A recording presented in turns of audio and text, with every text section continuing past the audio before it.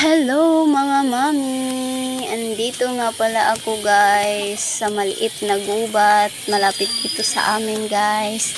At nanguha ako ng panggatong guys kasi kahoy kasi yung gamit namin pang saing. So ayan guys, nakagawa ako ng paraan na magpunta na lang dito sa gubat para manguha ng kahoy guys. At kasama ko naman yung aking makulit na anak. Ayan guys, tinulungan niya akong putulin yung mga kahoy guys.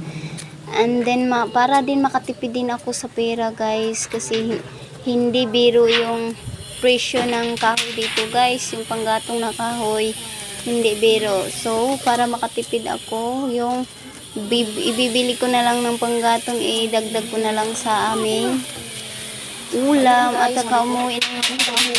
Kunti lang yung nakuha naming kahoy. At ayan guys, pauwi na nga kami. At ito na yung nakuha namin guys.